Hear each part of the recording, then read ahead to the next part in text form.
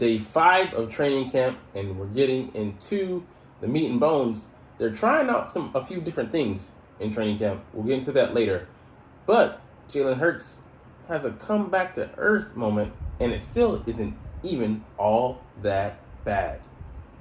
What's up, it's your boy Syndrome. Come back at you with another analysis video that kid you not. That's my real name. First up, the Jalen Hurts watch. Jalen Hurts, who the hell is Jalen Hurts? Anyways, QB is ready for another great season. So, he had a day where he came back down to earth, and we'll just look at the pure raw stats as we always do. We don't go through these whole articles. Final stats for this day: 7 of 11, 62.3%, 1 pass drop, 1 pass interference gain, and 1 sack. And he came close to throwing a pick. His first that would have been his first in this training camp. That being said, when he's only completing 63.3% pass, of his passes, and this is considered a bad day for him, man, how high, the ceiling has been set. And you look at these and tell that, he took, more than a couple runs. We committed to that, we should not forget that we're a running team. But he was still out there killing it. And there's one guy we'll get to next that was helping him do that. So today's game ball goes to get Dallas Goedert playing like a top 2 tight end. I mean, until Travis Kelce shows signs of major slippage, you'll get him as the tight end 1. You could theoretically put George Kittle over your boy here, but George is more of a mainstay in that offense. Dio Sanders went down; he was like more of the main guy. With Brandon Ayuk, and of course being a highly explosive guy they go to, but he was number 2 in that pecking order, number 3 at worst. And then Dallas Goedert, you can say he's the number 3 guy, but they highlight those 2 wide receivers, Devonta Smith and AJ Brown, so much that he's almost like the forgotten guy here, which he should never be. But he's the offensive guy, and Moro Ojomo is the defensive guy. And I'm like, I just give that, to them being, having like, okay, we got to pick somebody. I wouldn't, if there's not a guy that stood out, I wouldn't even nominate somebody, but, it doesn't look good for an article, have balance and whatnot. Anyways, so they're saying that 3 plays should be the go-tos in this offense. The tush push, obviously, when we need a first down, even if it's a couple yards back, even if it's several yards back, 4 yards back, we do it, and we get pushage, we get yardage. The slant to AJ Brown, oh man, he's so automatic. He uses his physicality, throughout the route. And just out physicals the guy he's across from him, and comes down with it, gets first down yardage the majority of the time. And then out route to Devonta Smith, he runs pristine routes. So I mean, like, guys don't know where he's headed. He just if he was a magician, he'd be good at sleight of hand, because he's just so subtle with the moves that he makes. A little lean here, and then he's headed off into the next direction, or he stays on the path and just got guys guessing. But yeah, they're saying they should add this one to the bunch, a deep crosser to Goddard. So he got over on Terrell Edmonds. He's a 5-year starter, and nothing to sneeze at. But nobody has been able to solve the Dallas Goedert riddle in training camp. Christian Ellis can't do it. N'Kobe Dean can't do it. Terrell Edmonds can't do it. Reed Blankenship we'll see that later, getting beat over the top. But Zach McPherson, they're doubling him, and they still can't do it. Like, it's just a beautiful thing, man. Because earlier in OTAs, it came out that he was practicing with wide receivers running routes. He can get skinny like wide receiver. He has jets, very well above average speed. I mean, just above. I don't just mean average, and above that, I mean above average. Not just above average. Anyways, but yeah, making it look like a JV scrimmaging against varsity, just wrong. But he had the best day, and he's just been consistent, man. He looks to be trying to elevate his game, and just you got the 3 amigos, guy at tight end who plays like a wide receiver but can block like all hell. He's learning to do that since coming into the league. AJ Brown and Devonta Smith, who are going to be 1A and 1B again, and compound upon the season they had last year and build. Maybe the stats aren't going to be the exact same, but they're going to be highly successful in this offense. and we'll get to a big reason why with this article here that we'll end the day on. But yeah, it's he was as open as anything in the middle of the field, as he's always seemed to be during the last two seasons in Nick Sirianni's offense. Yeah, he only played 12 games, 700 yards, 55 catches, and 3 TDs. Health has always been an issue. Yeah, the guy, he's physical and his run after catchability. Like he got flipped into the end zone. I forget. In between weeks 1 and 4, and it just that's his play style. He gives his all. He's a big target, which makes guys hit him low and take his knees and take his legs out from under him. And that play that he suffered that injury on, which was literally insult injury because we got thrown a flag got thrown on the play, and it's like it was against us, and then he fumbled the ball because he was literally about to get separated from his head was about to get separated from his body. It was crazy. But yeah, look at the yardage that they had in the Super Bowl. Goddard had 6 catches for 60 yards, good volume there. And he was getting, key first downs. Like he had like a helmet catch. It was a thing of beauty. Smith, 7 for 100. Brown, 6 for 96 and a touchdown. I mean, a deep touchdown was a thing of beauty that he caught over Trent McDuffie. And yeah, man, it was just sad to see him go out like that. He would have, been slated to have 995 yards if he didn't suffer that injury. That was what he was scheduled to finish with. But he might have well gone over 1,000 yards. We would have had 3 1,000-yard receivers. We might have the chance to do it this year, but that offense is going to be dynamic for sure. But yeah, he wrote the trio of Hurts, Smith, and Brown is going to be great because it's great continuity in NFC in the NFC conference. Yeah, it really should extend to Goddard, man. He's a big part of the offense. The number of targets he gets and then the way he's prioritized, and then he can go long. He can excels in the intermediate game. He can also go short. We do tight end screens to him, which should tell you about his explosiveness. But yeah, it's gonna be great to see how they build up on that. And then Grant Calcaterra might be burgeoning as a threat on the offense as a second tight end. And if that happens, man, just really watch out because we'll have even more flexibility to do what we want to do against these defenses out here. So let's get to Moro Ojomo. So the guy's coming in, he's learning. He had a sack against Ian Book. He's going against the 2s and 3s, swatting down a pass from Marcus Mariota. And, he's coming in. He's going to be learning. But he's got, the best guys in the game to learn from and to learn alongside with. He's, watching Jalen Carter go out there and be successful.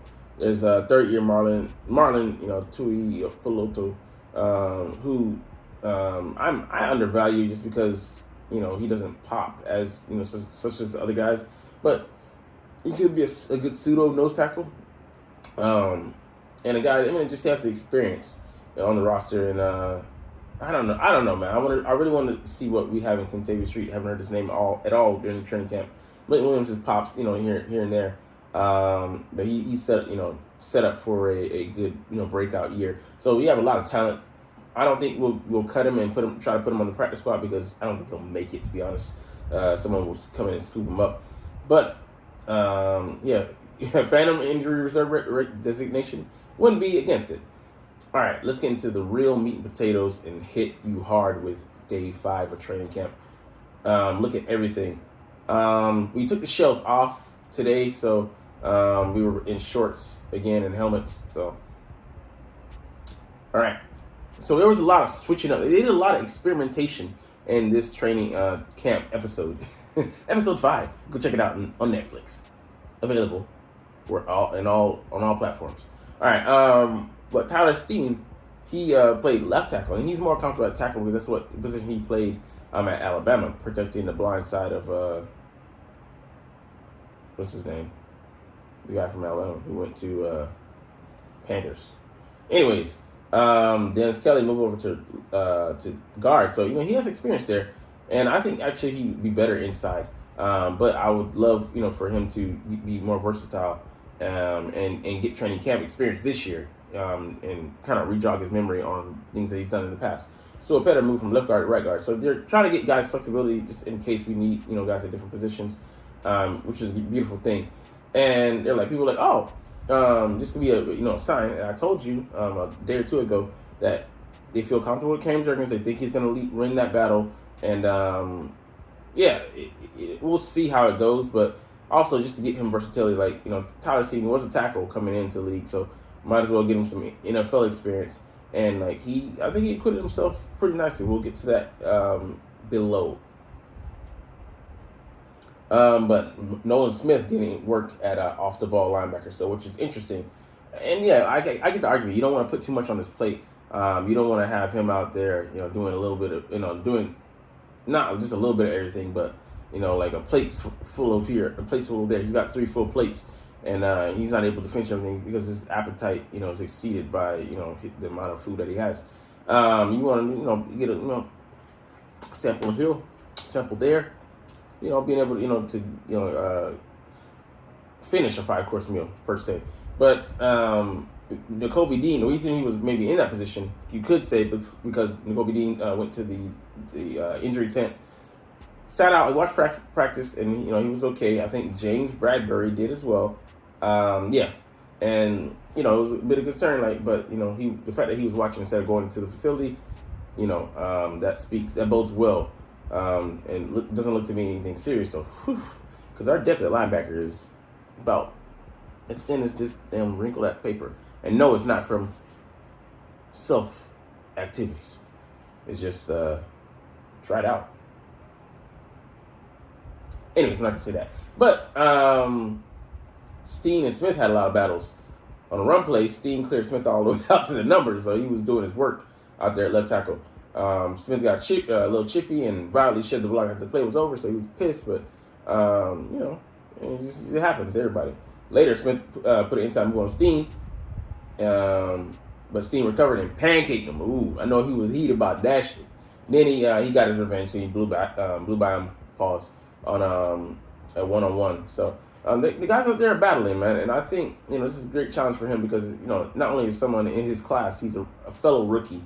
But it's something that just to humble him, because we've heard nothing but good things about Smith and haven't heard about him getting pancaked and such. And even though it might be happening behind closed doors, but this happened, this coming to light publicly, slows the train that he's not going to be the unstoppable rookie. But I mean, I know that, but some people out there are delusional and thinking that he's going to come in and be a world beater when we just need him to play a role. He's in a rotation.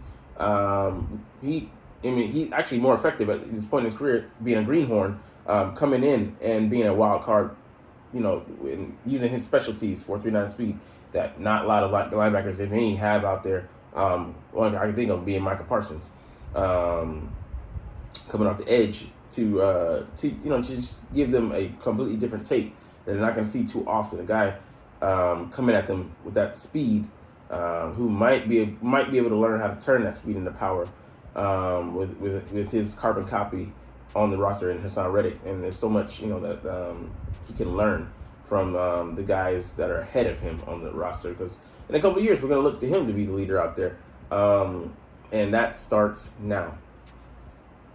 All right, so Hassan Reddick was back into action, 1-on-1, registered the strip sack, got around Jack Driscoll. I'm like, he's beating the backup, so nothing really to talk about there.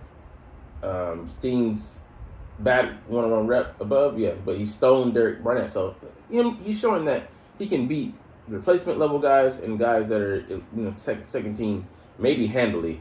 But how did he do against the ones? That's what I really want to know.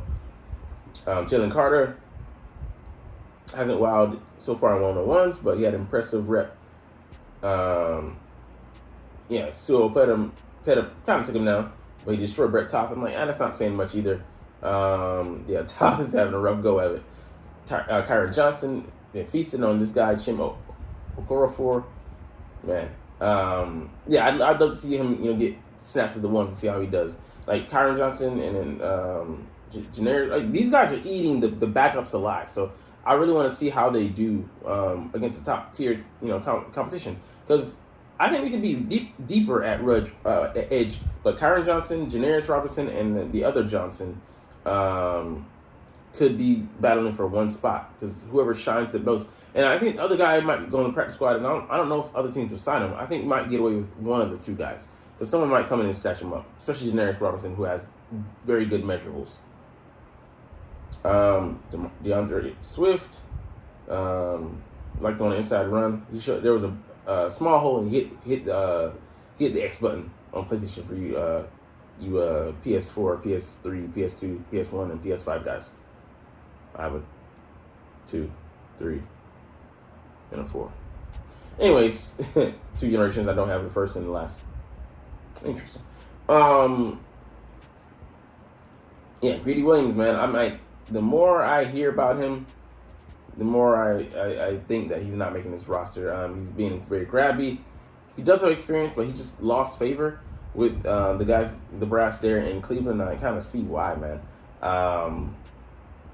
Yeah, we don't really need a guy who's going to hurt us. We don't need the DB version of Derek Barnett. So, yeah, I get it.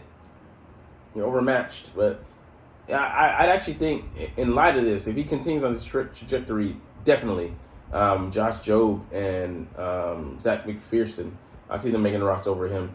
So, I mean, those would be our corners. And then the other guys, the undrafted free agents, would hopefully make it to the practice squad, but we'll see. Keely Ringo made a nice read. Should have been picked off. So this is where Jalen effed up, and he, had his worst, maybe his worst throw. Yeah, so I mean, yeah, it was a low ball that should have been picked up by Keely. So I mean, every throw can't be perfect, man.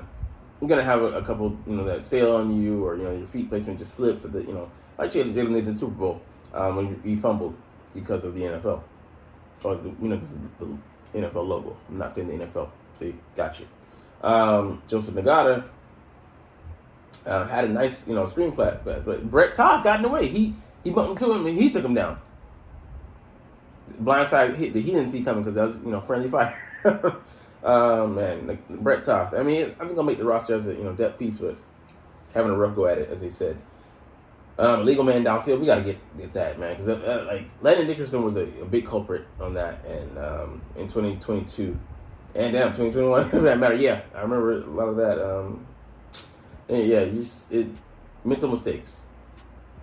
You can't let someone get in your head and into your mental. You gotta be, focused. Yeah, teams squib kicking it. I'll take that, man. Dangerous guys we got back there as far as Boston Scott, Brenton Covey. He's crash test Covey. He can be solid, but I would love for us to have a guy, with some speed, some burnability. Not him getting burned, but burnability. All right, we'll get into the bullet points of the training camp practice, and then look at a couple things that we maybe missed or that weren't mentioned in the other article. Sorry.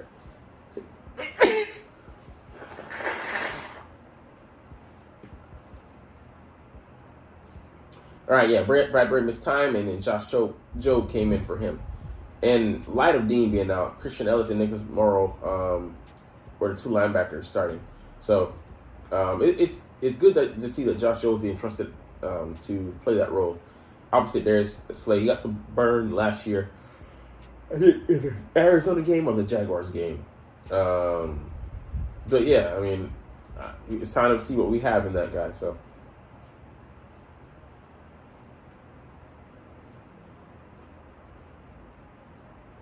Derek Barnett in 707 got some off the ball linebackers. I mean, so like I said, they're just experimenting, they're just seeing what the F is what, and it's not like they've arrived, but there's a time in training camp where you get experimental, or you just test things out and see if there's something there that Noodle throw it at the wall and see if it sticks. If it doesn't, no harm, no foul.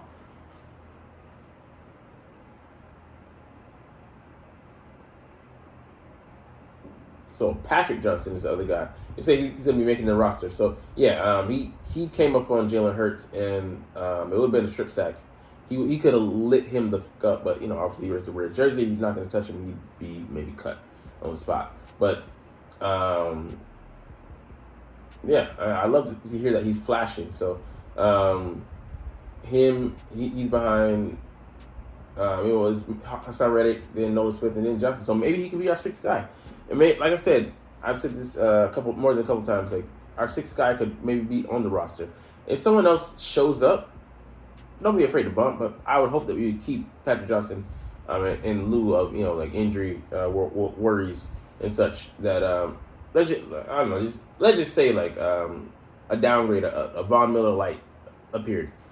Pick him up, of course, but keep your own guys because you never know in the event of injury. You can never be too deep at pass rusher, corner, running back, receiver.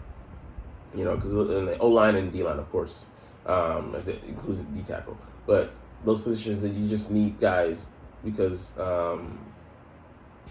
if you suffer, either like it's going to be a vital loss because that position is so you're heavily dependent on it, or the guy's skill is just so great, or you need just a number of guys to throw at teams in waves like D-line, so and running back to really get the most. So this overthrow, really ugly moment. They said 6'3" Joseph Nagata was overthrown high and wide on a post route by Mariota. Screen pass got knocked down. He did have a nice throw, anticipation throw to Grant Calcaterra, so Calcaterra getting in that work. He looked good as a runner, but yeah, Mariota's he's got to settle. I feel like he's just a bundle of nerves. That's almost I'm not even there, but just my impression.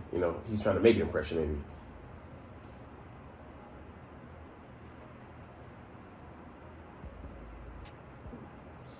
Right, yeah. So Jason Kelsey saying that Jalen Carter has strong hands. Showed him by him throwing or throwing Brett Toth around. Right, the offensive tackle, undrafted free agent Trevor Reed holding up against Nolan Smith. So he might be a surprise guy to make the squad, make the team. We'll see. Because those contracts are very flexible with the undrafted guys, and that gives you room for error because the more guys you have on a cheaper salary, the more you can afford to make moves and really buttress this roster with the talent. Because Jalen Hurts is set in, you're a franchise quarterback, so now you need to support him and put pieces in place so that he's not bereft of talent. So Jalen Carter getting a rep here against Lane Johnson, then against Mailata. He didn't get nothing. But yeah, the education is worth it. He went to Stoutland University as a a transfer student that is just taking a gander. He's not gonna commit, but just taking a look. Okay. Nolan Smith had some nice one-on-one rushes. Okay, he had a ghost move against Tyler Steen and then a push-pull reverse pancake against Trevor Reed. So. Yeah, man, nice. He's too good for Reed. Tyler Steen, I don't know what a ghost move is. I'll have to research that, but I guess he was like a black dad and stuff. My kids. All right, I'm joking. But you're not even this deep in to enjoy that joke. Davion Taylor sighting. What? Yeah, good coverage on the Smith wheel route, but that makes sense because that's within his wheelhouse. Bars. Because Davion Taylor runs like a 4.4, a linebacker, so it's not like he doesn't have the skills. Tyree Cleveland botched deep what would have been a deep tight end. Wow. Oh, pause. What would have been a deep touchdown. It just shows why he's where he's at, and thought he might play the Zach Pascal role.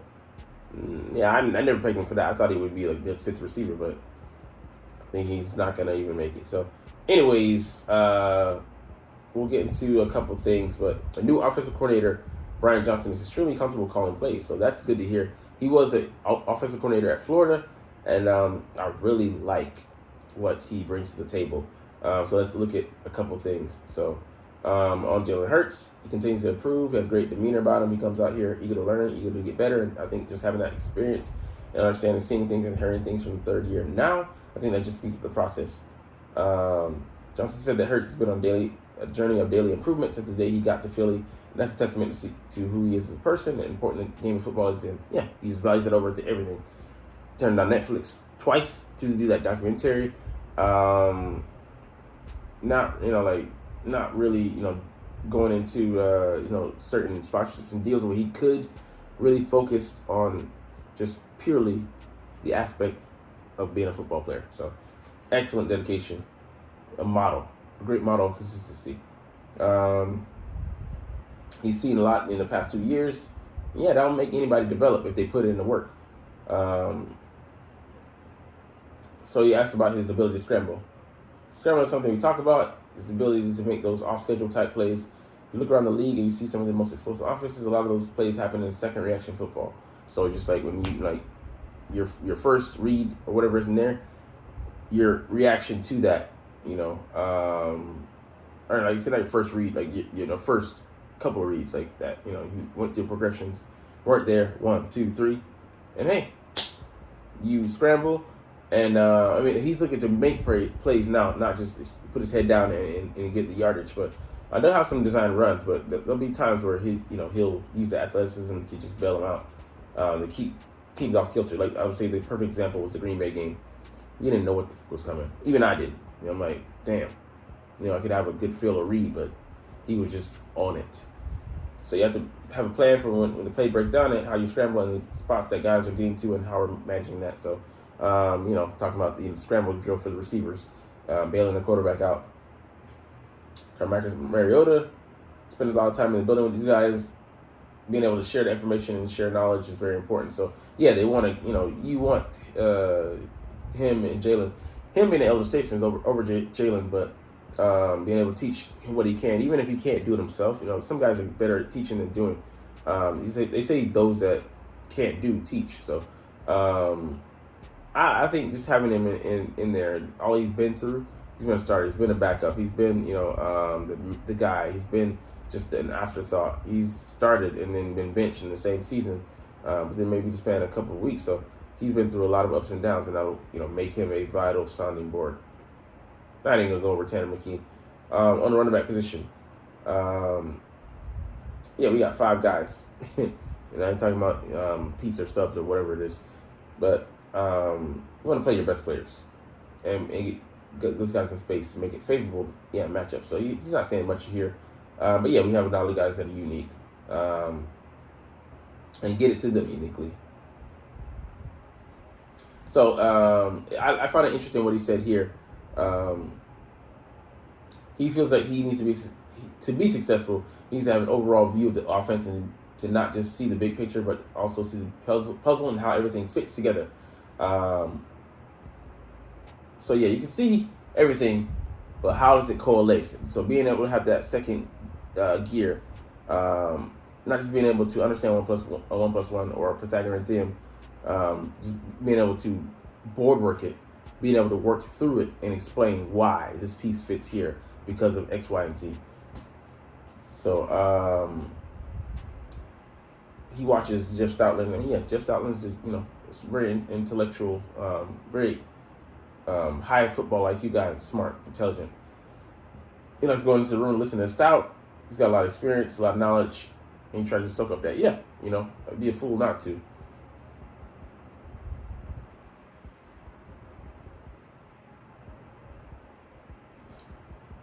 All right. So I'll go into this a little bit. So talking about Jordan Mailata and Landon Dickerson, basically their synchronicity. They're syncing up energy, basically. How they sync together as a tandem. They play left tackle and left guard right next to each other. It provides a lot of confidence when you play next to a guy and get as many reps next to a guy for as long as they have. Just the intricacies of understanding exactly how they want to mate, block things. Whoa. All right, so how they want to block things together, how they want to pass off games, and things of that nature, and they show up through the course of a game and throughout the course of a season.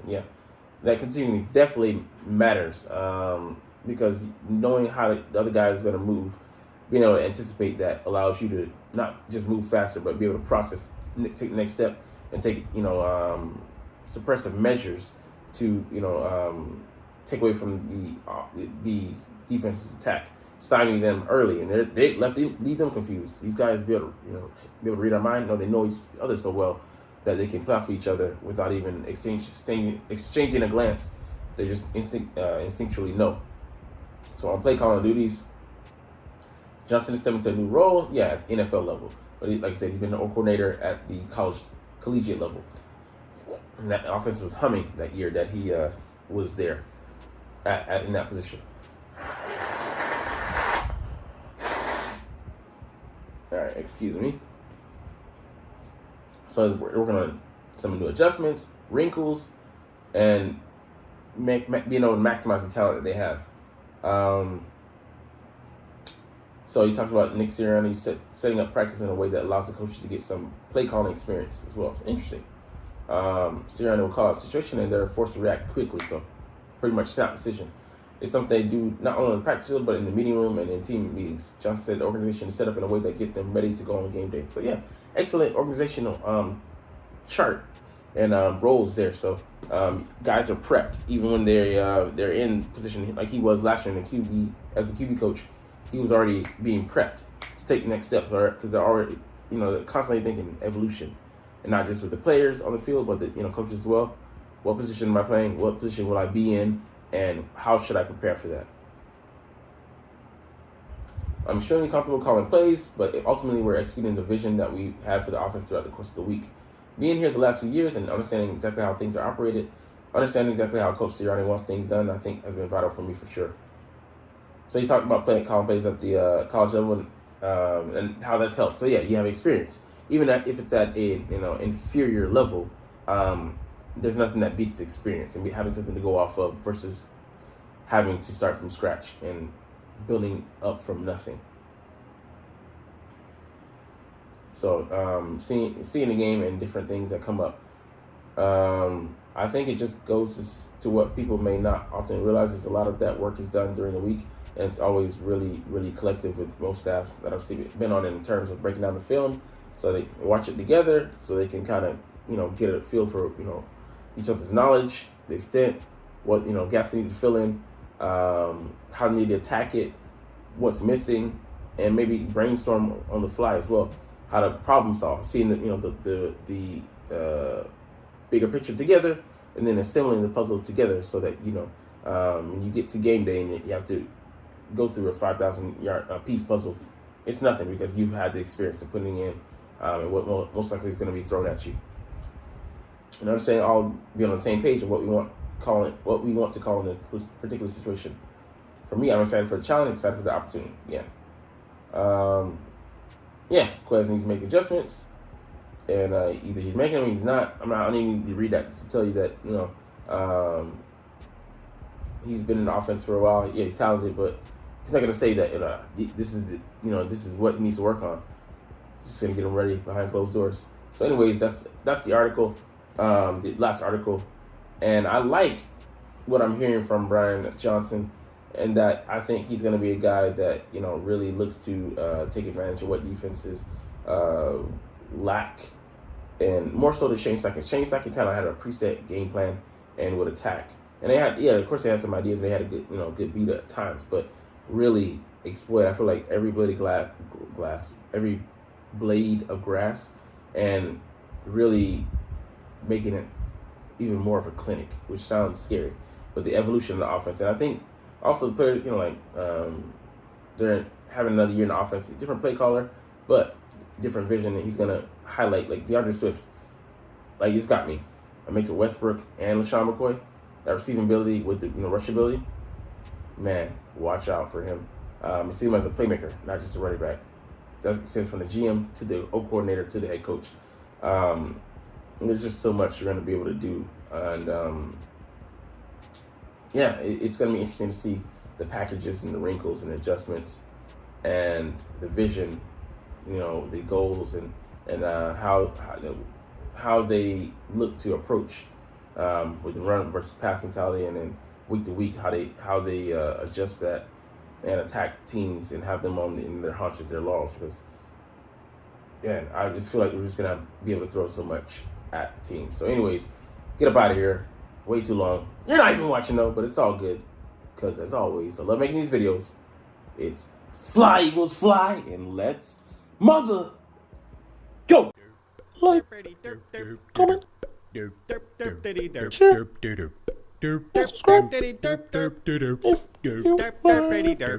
Thanks for watching.